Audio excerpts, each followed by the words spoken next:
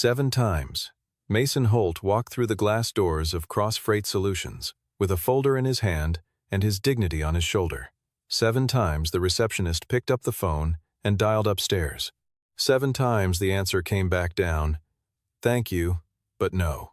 He never argued.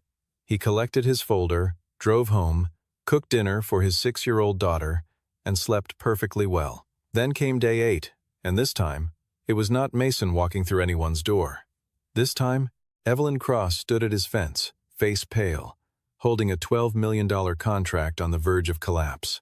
How does a man rejected 7 times end up holding the key to her survival? Keep listening and find out. It was a Friday afternoon in the kind of neighborhood where people repaired things instead of replacing them. The oak tree on Mason's front lawn had a branch that had been cracked since spring, and he still had not called anyone about it because he kept meaning to fix it himself. He was sitting on the front porch steps with a roll of reflective tape and a small purple backpack, carefully applying safety strips to the straps before Bonnie's first week back at school. His daughter sat beside him with her stuffed rabbit, a gray, lop-eared thing she had named Turnip, for reasons she could no longer remember, pressed against her chest, watching her father work with the focused attention of someone who found competence genuinely interesting. The street was quiet, except for the sound of a distant lawnmower and the occasional metallic ping from the auto shop 2 blocks over. Mason smoothed down the last strip of tape and held the backpack up in the late afternoon light to check the angle. That was when the black Mercedes pulled up to the curb. It stopped with the quiet precision of a car driven by someone who was used to making entrances, and the woman who stepped out looked exactly like the photograph that had run in Midwest Business Quarterly the previous April. Charcoal blazer, dark slacks, hair pulled back at the nape of her neck. Evelyn Cross, Chief Executive Officer of Cross Freight Solutions, the 3rd largest regional freight company in the Midwest, a woman whose name appeared in industry columns, paired with words like relentless and exacting and formidable. She looked all of those things standing on the cracked sidewalk in front of Mason Holt's house. She also looked, underneath all of it, like someone who had not slept in 2 days. Bonnie studied the stranger with the same calm intensity she applied to most things she could not immediately explain, then leaned close to her father and said, in a voice that was not quite a whisper, that the lady looked the way her teacher looked, the morning she lost the whole class's spelling tests. Mason did not smile at that. He stood up slowly, set the backpack down on the step, and waited. Evelyn Cross walked to the fence and stopped. She had been rehearsing what she would say during the 40-minute drive from downtown, and somewhere around the interchange, every version of the speech had come apart. She was left with the plain fact of why she was here, which was the one thing she was least accustomed to saying aloud. She looked at the man standing on the other side of the fence, work shirt, worn boots, a roll of reflective tape dangling from one hand, and understood, with the particular sharpness of a realization arriving too late, that she had never actually looked at him before. Not really. Not once across all 7 of those meetings and letters and phone calls. She said that she needed his fleet. All 11 trucks. Starting Monday. Mason held her gaze for 3 full seconds, long enough to let the weight of 7 rejections occupy the space between them without dramatizing it, and then he unlatched the gate and told her to come inside, that he would put coffee on, and that she could tell him exactly what was happening. To understand what Evelyn Cross was asking for, it is necessary to go back to the beginning, not to the crisis, but to the first time Mason Holt had ever stood in the lobby of Cross Freight Solutions and believed, reasonably, that his paperwork was in order. That was 18 months before the Friday afternoon on his porch. He had just registered the 9th truck to his fleet, bringing Holt Logistics to the point where the company was legally equipped for commercial contracting. He prepared the application himself, double-checked every certification, and submitted it through the proper channels. The rejection came back within a week, handwritten in the notes field. Fleet size does not meet Cross Freight's minimum threshold. He called to ask what the minimum threshold was. The person who answered the phone could not tell him. There was no published threshold anywhere on the company's website or in any of its contractor documentation. He noted this, filed it in a small spiral notebook he kept in the cab of his truck, and began preparing the second application. 14 months before the Friday, he resubmitted with a full commercial insurance certificate. a clean driver record portfolio for every operator on his roster, and updated safety compliance documentation. The rejection that time cited a lack of cold chain transport experience. Holt Logistics did not specialize in refrigerated freight, but more relevantly, neither did the primary contracts Cross-Freight handled at the time. Giselle Park, Evelyn's executive assistant, would later recall pulling that rejection letter from the outbox and pausing over it, trying to understand the logic, then deciding it was not her place to question. 11 months out, Mason completed a cold chain operations certification and had temperature monitoring equipment installed on the entire fleet. The rejection that time was about insufficient commercial credit history. 9 months out, he arrived with 3 years of financial statements and 2 signed commercial contracts with regional shippers. Evelyn Cross met with him directly that day, 5 minutes in the small glass conference room off the second-floor lobby. She looked at his file. She looked at him, the frayed collar, the work-rough hands, the boots that had clearly been resoled at least once. She told him she would review the application and let him know. A week later, the email arrived. After careful consideration, the answer was no, with no reason listed in the body of the message. 6 months before the Friday, Mason submitted again with letters of recommendation from 2 regional freight brokers and a revised operations proposal. The rejection came back the same day. Cross-Freight was implementing a new policy prioritizing partners with fleets of 15 units or more. That policy did not appear on the company's website because it did not exist as a formal policy. It existed only in the reason field of Mason Holt's 6th rejection letter. 3 months out, he had expanded to 11 trucks. He resubmitted. Giselle read the file that time before it reached Evelyn's desk, and she brought it upstairs with a sticky note attached to the cover page that said, in her careful block handwriting, that this portfolio was cleaner than most of their current active partners. Evelyn had peeled the note off, set it to the side, and signed the rejection. 6 weeks before the Friday, Mason drove to the Cross-Freight building without an appointment and stood in the main lobby for 2.5 hours. Evelyn walked through on her way to a meeting, and their eyes met for approximately 3 seconds before she continued to the elevator. That evening, a form letter arrived in his inbox. Cross-Freight was not accepting new contractor applications during the current quarter. What Evelyn Cross did not know, what she had not known across any of those 7 encounters, was the full professional history of the man she kept turning away. Mason Holt had spent 12 years at Meridian Logistics before he ever bought his first truck. He had started there as a route analyst fresh out of the University of Iowa, worked his way through operations management, and by his mid-30s had been appointed Director of Operations for the entire Midwest Division. He had overseen a fleet of 430 vehicles across 9 states, negotiated supply chain agreements worth hundreds of millions of dollars, and built the routing architecture that gave Meridian a competitive advantage that none of its regional rivals had been able to close for nearly a decade. He knew the freight industry from the inside out, from the manifests to the board meetings, and he had left it voluntarily. He left because his wife was gone and his daughter was 3 years old, and she needed to grow up somewhere with a backyard and a grandmother who remembered her mother's name. Claire had grown up in Millhaven.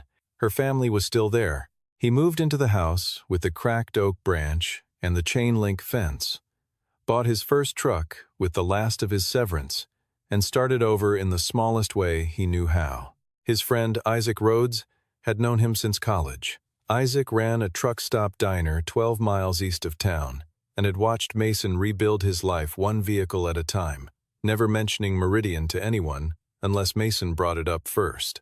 Isaac understood what Mason had traded away and why, and he respected the trade completely, without ever making it a subject of sentiment or mourning, which was one of the reasons Mason kept coming back. He kept the coffee hot and the corner booth open, and when Mason came in after a long night run, looking like he needed to think out loud, Isaac poured and listened and did not offer opinions unless he was asked for one. The house on Crestfield Lane was the right size for 2 people who were learning to navigate each other's routines. Mason kept it neat with the disciplined minimalism of someone who had once managed 400 vehicle logistics networks and understood that entropy compounds if you let it run. He fixed things himself, the back fence latch, the kitchen faucet, the cracked oak branch that finally came down in July, and which he had cut and stacked into firewood over a single weekend. Bonnie had no memory of her mother's voice, but she had photographs arranged on the low bookshelf in the living room, and she had a small cedar box her grandparents had given her that contained a pressed flower and a handwritten note and a photograph of Claire at about Bonnie's current age, looking, according to everyone who had ever seen both of them, startlingly similar. She had her father's face whenever he looked at the framed photo on the kitchen wall, that particular stillness, not grief exactly, more like the afterimage of something that had once filled the room with a specific quality of light, and whose absence you only noticed in the way the room felt different at certain hours of the day. She had turnip, who had been Claire's idea, ordered from a mail catalog 2 weeks before the accident. Bonnie did not know what her father had been before Millhaven. She only knew that when he read a contract, he read it very fast and then set it down and said it was fine. She had once asked him whether fine meant good or not good. He had said it meant he was thinking about it, and that thinking was different from worrying, which was an important distinction she should remember. What Mason had been thinking about for 6 months, the real reason he had kept filing applications with Cross Freight, despite every rejection, was a specific contract that had not yet been signed when he walked through those glass doors the first time. He had known Retail Core was going to open a Midwest distribution bid in the 4th quarter. He had written the original supply chain analysis for Retail Core 8 years earlier, when he was still at Meridian, and he knew how their procurement process worked, which companies fit their regional network profile, and why Cross Freight was almost certainly going to win the contract. He also knew that Evelyn Cross's current routing structure had a load distribution flaw in the northern corridor that would not matter in low-volume months, but would create a bottleneck under the kind of sustained pressure a 90-day holiday deployment would generate. He had filed those 7 applications not because he was desperate for any work Cross Freight had to offer, but because he wanted to be a credentialed, vetted partner before the contract landed, so that when the flaw became a crisis, he would already be at the table, legally eligible to help, with a track record Cross Freight could verify. He had not planned on the rejections going that deep, but he had kept filing because the logic had not changed. Cross Freight Solutions had won the Retail Core contract 6 weeks before the Friday, $12 million, 87 delivery points across the Midwest. The first major deadline fell 90 days out, in the first week of November, when the full holiday inventory push needed to be in place. Evelyn had signed the agreement herself. In the same week, she signed Mason Holt's 7th rejection letter, and she had done it with the quiet confidence of someone who had built a company from the edge of insolvency to regional prominence through nothing but discipline and precision. She had earned that confidence. The problem was not the contract. The problem was Carter Baines. Carter Baines had been a member of Cross Freight's board of directors since before Evelyn inherited the company, appointed by her father in the years when the old man had still believed in having adversaries close enough to watch. Baines had never accepted Evelyn as a legitimate leader. He had spent 7 years waiting for her to make a mistake large enough to bring to a board vote. When patience failed him, he manufactured one. On the Wednesday of the crisis week, Cross Freight's primary operating fleet of 22 trucks went on sudden strike over a labor dispute with the Regional Drivers Union. The timing was not coincidental.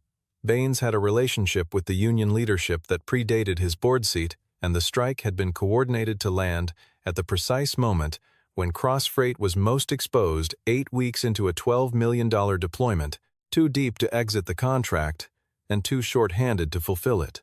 Evelyn had spent Wednesday and Thursday calling every backup freight partner in the regional directory. The market was saturated.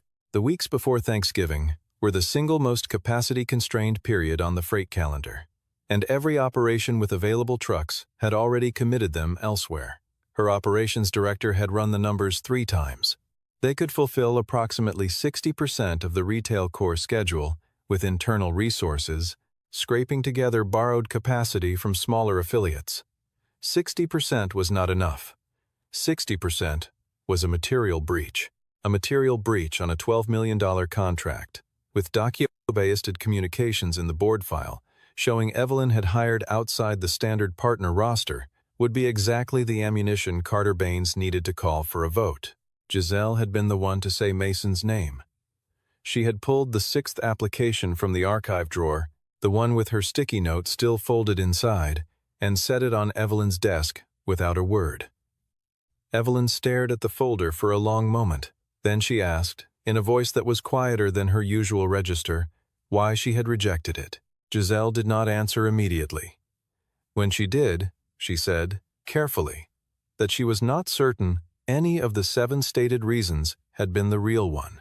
Evelyn sat with that for a while. She replayed the 4th meeting 5 minutes, the small glass conference room, the frayed collar, and the resoled boots, and she recognized, with a clarity that was not comfortable, the exact moment her decision had been made. It had not been made when she read the file. It had been made when she looked at him. She knew what that meant. She had spent her entire professional life fighting the assumption that her competence could be read from her appearance, and she had turned around and done the same thing to a man sitting across a conference table from her, with a spotless operations record and 7 years of experience she had never bothered to ask about. She did not say any of this out loud. She closed the folder, told Giselle to find his address, and went to get her keys. Mason's kitchen was small and orderly in the way that spaces become when a single person manages them with consistent attention. There was a dish rack on the counter with 2 plates and a cereal bowl. A child's drawing held to the refrigerator with a magnet shaped like a state of Iowa and a framed photograph on the wall near the window of a woman with light eyes and Bonnie's exact smile. Evelyn sat at the kitchen table while Mason set 2 mugs down and looked over the summary documents she had brought. He read quickly, not scanning, actually reading, moving through the footnotes and addenda with the focused efficiency of someone who knew exactly what to look for in a freight contract. She noticed this and said nothing. He asked her what percentage of completion she needed to avoid a material breach. She told him 85. He said 11 trucks on a rotating 3-shift schedule could cover 90% of the volume if she gave him autonomous routing authority. She said she wanted cross-freight personnel riding each vehicle for oversight. He said no, the real-time GPS access on his system was more transparent than a supervisor in a passenger seat, and the extra weight on each run would slow the schedule. He was not rude about it. He was simply correct, and they both knew it. She asked him where he had learned logistics. He told her the University of Iowa, industrial engineering and business combined, and 12 years of operational practice. She asked where he had practiced. He looked at her for a moment before answering, not hesitating, just giving the question the weight it deserved. He said Meridian Logistics. The name landed in the room the way large. Significant facts tend to land without drama, but with gravity that reorganized everything around it. Cross Freight Solutions had once applied to become a regional subcontractor for Meridian. That had been 7 years ago, before Evelyn had finished stabilizing the company after her father's death. Meridian had declined the application. The rejection letter had cited Cross Freight's insufficient fleet size. Evelyn remembered that letter. She had read it a dozen times, and every time it had tasted like the specific humiliation of being told you are not yet enough. She asked him what his title had been. He told her, Director of Operations, Midwest Division. She set her mug down on the table. Bonnie looked up from her drawing in the corner, announced that her father used to be a big boss, but that being a big boss meant you were away from home too much, and then went back to her drawing. Mason watched his daughter with an expression that contained neither embarrassment nor apology. Evelyn said she wanted to apologize for the 7 rejections.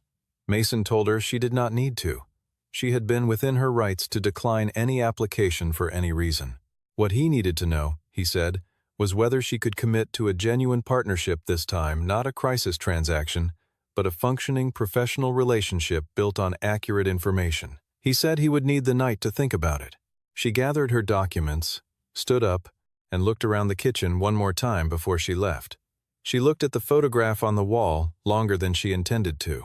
Outside, she sat in the car for a full minute with the engine off before she turned the key. Mason called Isaac from the driveway while Bonnie's grandmother sat inside watching television. It was nearly 9 o'clock. Isaac was closing up the diner, wiping down the counter and turning off the grill. And he listened to the whole account without interrupting, setting down the dish towel and leaning against the counter with the particular stillness of someone giving a conversation its full weight. When Mason finished, Isaac asked the obvious question, was he going to sign? Mason sat on the tailgate of his truck and looked at the cracked oak branch against the sky and thought about how to say what he had been carrying for 18 months. He told Isaac the truth, that the retail core contract had been the target all along, that he had recognized the structural flaw in Evelyn's routing plan 6 months before the contract was signed, had known from his history with retail core how the deployment schedule would stress the network, and had been trying to get himself credentialed with Crossfreight so he would be positioned to fill the gap legally, on his own terms, when the pressure came. He had not expected the point of failure to be a coordinated strike, but the underlying logic had held from the beginning, and it was still holding now. Isaac said, "You knew this was coming?" Mason said, "Not this exactly, but something like this." He had spent enough years on the operations side to know that a flawed architecture does not stay theoretical once you put real load on it. Something breaks. The only variable is when and in what form. Isaac stared at the ceiling of the empty diner for a moment. Then he asked whether Mason had ever actually been angry about the 7 rejections. Not in the way you say you are not, but genuinely. Mason looked at the branch again.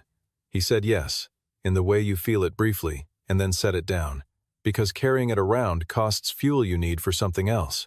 He said he had sat on the other side of that table before. He had signed rejections on good applications for reasons that were more about the impression someone made walking into a room than about the numbers on the page. He knew what that looked like from both sides of the desk, and he was not going to spend energy being bitter about a thing he had done himself. He decided to sign. But not on Evelyn's terms, on his. He went inside, sat at the small desk in the corner of the living room, and wrote 3 pages of supplemental conditions in longhand, the way he had drafted operational addenda at Meridian, when he wanted to think through every clause without the distraction of a screen. The key terms were these: autonomous routing authority on all assigned runs, weekly payment against completed deliveries rather than net 30, and a formal provision requiring Crossfreight to evaluate Holt Logistics for a long-term partnership agreement with equal standing terms if completion exceeded 85%. He did not ask for a guarantee. He asked for an honest evaluation. He checked on Bonnie before he went to bed, stood in the doorway of her room listening to her breathe, then went to sleep. The first week moved fast. Mason gave Giselle real-time access to the fleet tracking system on Monday morning, walked her through the dashboard in a 10-minute phone call, and was behind the wheel of the first run before 7. He drove the northern corridor himself that day, not because any of his other drivers could not have done it, but because he needed to verify road conditions, weight restrictions, and access points at the delivery sites personally before he put anyone else on the route. He noted 3 intersections where the map routing was technically correct but practically inefficient, 2 loading docks that had significantly different procedures than their posted instructions, and 1 stretch of county road that was showing surface deterioration that would slow a loaded truck by approximately 15 minutes per pass. He added all of it to the route file before he got home. On the 3rd day, he identified 2 locations in the delivery manifest where the route planning had missed practical constraints: 1 bridge with posted weight limits that disqualified full-load trucks, and 1 urban delivery zone where commercial vehicles over a certain length were restricted during business hours. He put together a brief report with 2 alternative routing solutions for each location, with timing estimates and fuel calculations for both options, and sent it to Giselle before noon. She forwarded it to Evelyn with a single line: "He found what our team missed in 6 weeks of preparation." Evelyn read the report twice, then pulled up the fleet tracking dashboard and watched the position indicators for all 11 trucks for a while, saying nothing to anyone in the office, which Giselle had learned over 4 years of working for her meant that she was revising something she had thought she already understood. She drove out to the 17th delivery point on the 8th day.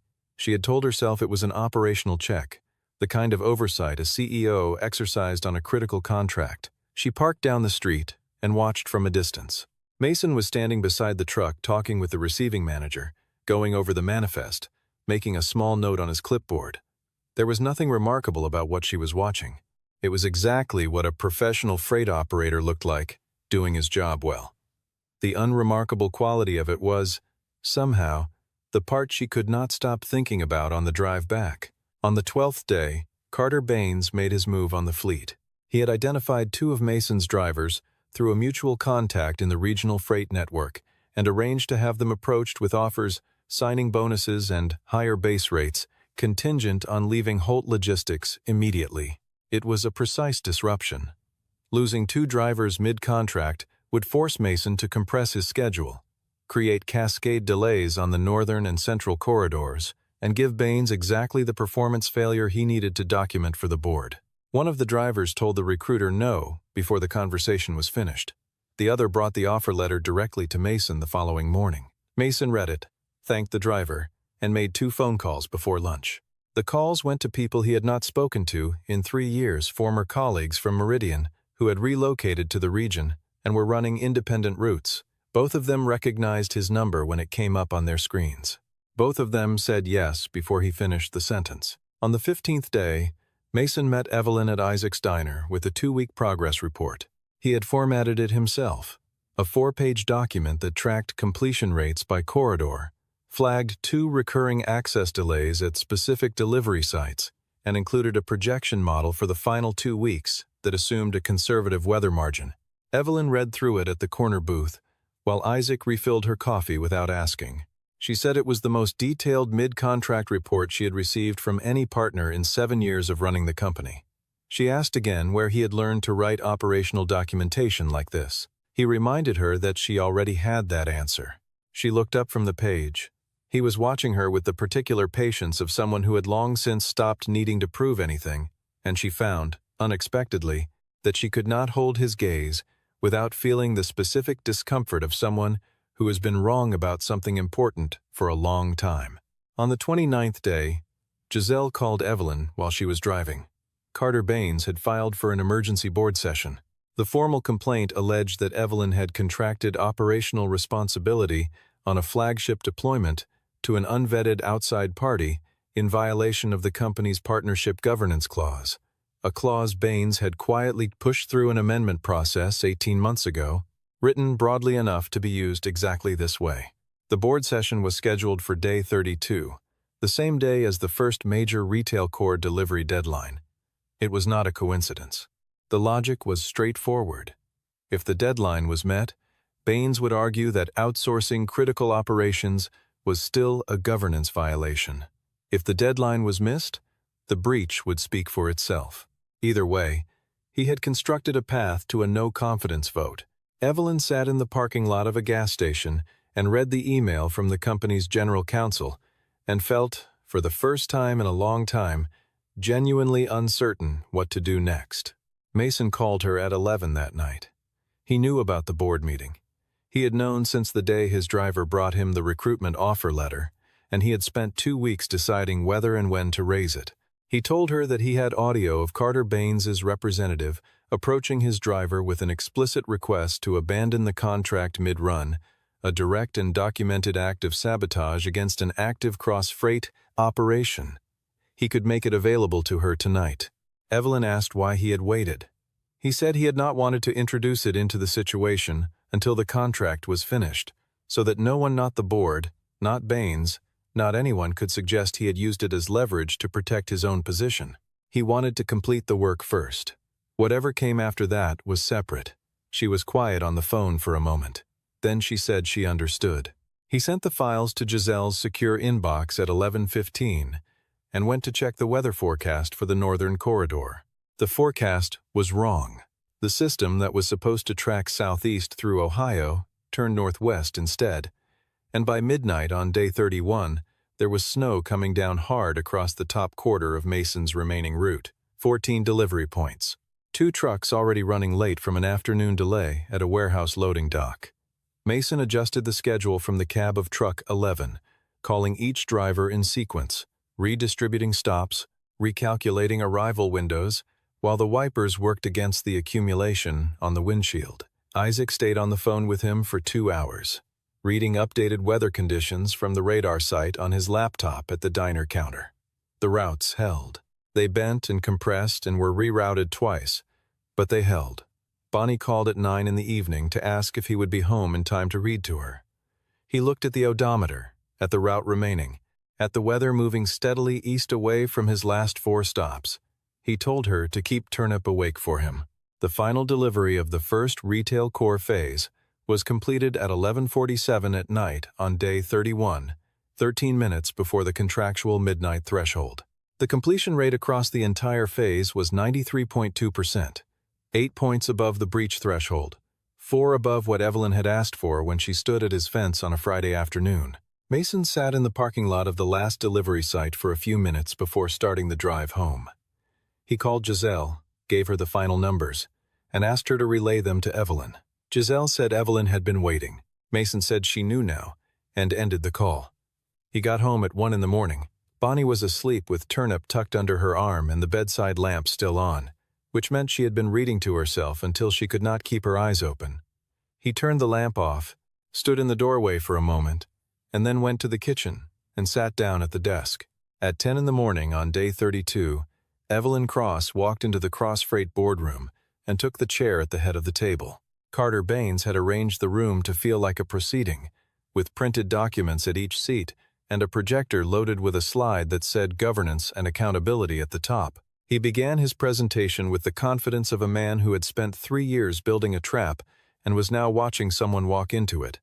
Evelyn let him finish. Then she stood up and first, the completion data from the Retail Core Phase 1 deployment, 93.2%. No material breach, the $12 million contract, intact and on track.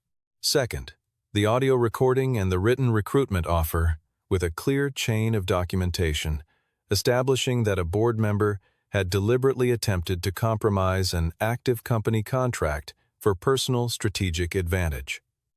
Third, she introduced Mason Holt's full professional biography, not the contractor summary she had kept in a file folder for 18 months, but the real one, the degrees, the 12 years at Meridian, the title, the scope, the fact that Cross Freight had once applied to be a subcontractor in his division and had been declined.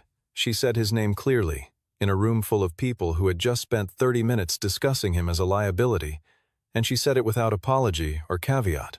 The vote that had been scheduled to remove her from leadership became instead the vote that suspended Carter Baines, pending an internal investigation of his conduct.